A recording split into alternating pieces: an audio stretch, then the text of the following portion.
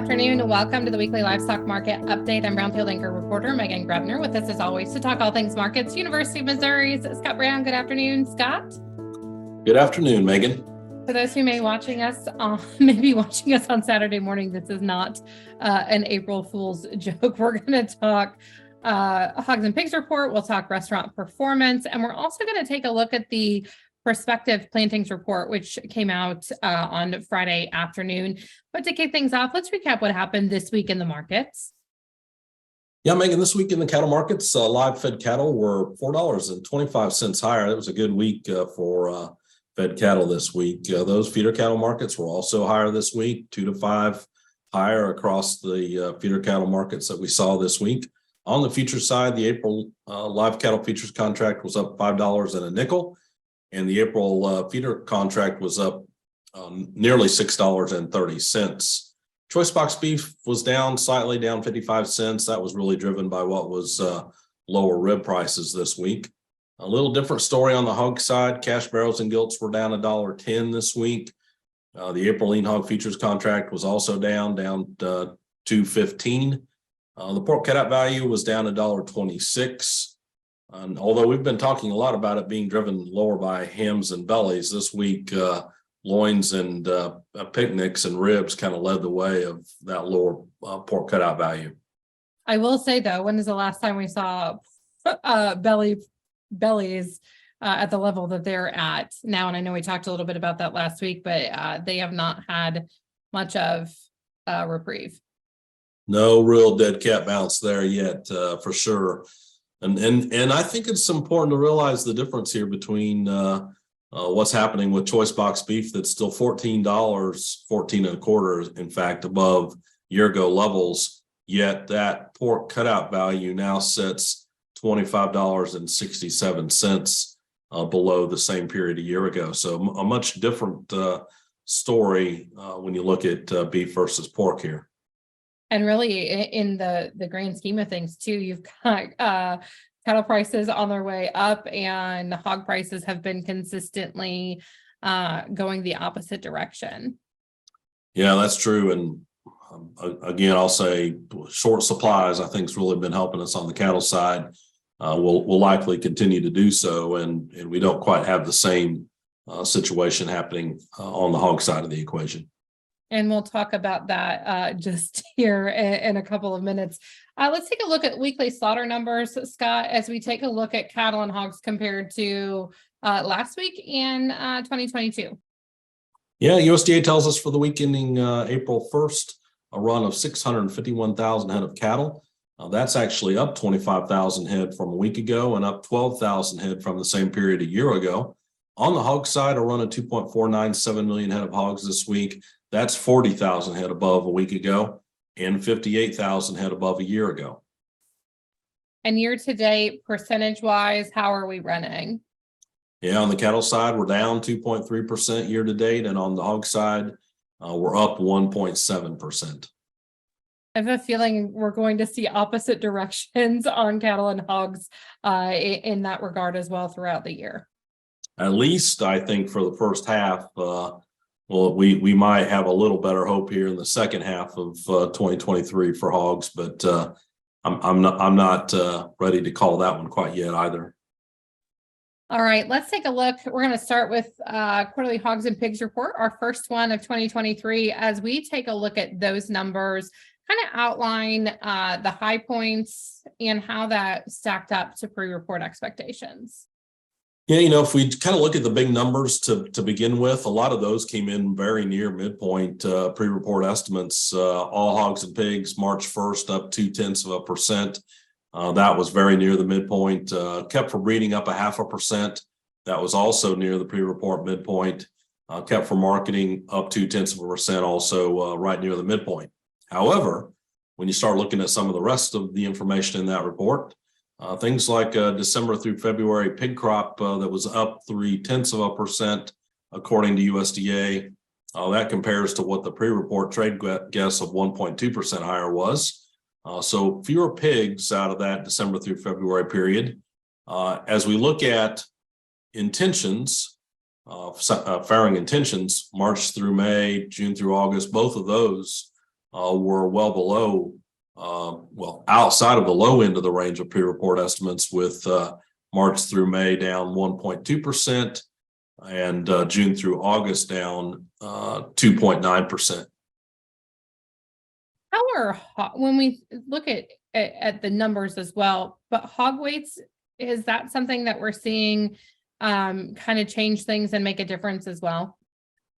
Yeah, we have seen weights that have been running lower by a couple of pounds so far, and that's been helpful, at least to stem a little bit of the production growth that we have been experiencing here in 2023. For me, you look at this report and that farrowing intentions, as well as that Dece through February pig crop, all those, if that continues to hold, might be a little ray of sunshine out of the report relative to at least what pre-report estimates were suggesting. My next question was, as we look at those farrowing intentions in general, are we going to see some long-term implications and maybe that contraction word start to creep in conversations more and more? So potentially, and again, I think I struggle a little bit with the report when you got kept for breeding that came in right near pre-report expectations, yet farrowing intentions well below where they were a year ago. Reconciling the difference there, and then yes, I know there's been a lack of profitability, and all else equal, maybe we're going to try to farrow a few less sows, but it's also hard to do that in the facilities that are as capital intensive as we have today. So I'll be curious to see whether in farrowing intentions are borne out at the end of the day in terms of the cuts that we see in the report we got yesterday. Or maybe some revisions from USDA in coming reports as well. Yeah, that's correct. We could see a lot of changes, but again, I'll say, maybe if those intentions are correct, that might start to slow some of the production growth later this year, and that might be some help to hog prices as we get further out. Let's talk a little bit on the demand side of things. Restaurant Performance Index this week as well came out. Yeah, that's right. And I will say the big picture here is virtually unchanged from January to February. We did lose 0.1% in that overall Restaurant Performance Index. However, the current situation index was unchanged. Same store sales were up about 0.8% from January to February. However, expectations keep lagging here a little bit. Overall expectations index down 0.2%. So as those restaurant operators look out in front of them, they continue to have some concern just about overall business conditions over the next 6 months. Again, I'm not surprised that things like higher interest rates probably have their attention, and just their impacts not only on their direct bottom line, but also how consumers behave relative to those restaurant eating out opportunities. Normally we leave the corn and soybean talk to our counterparts, Ben and Will, but we're going to get into perspective plantings a little bit this week.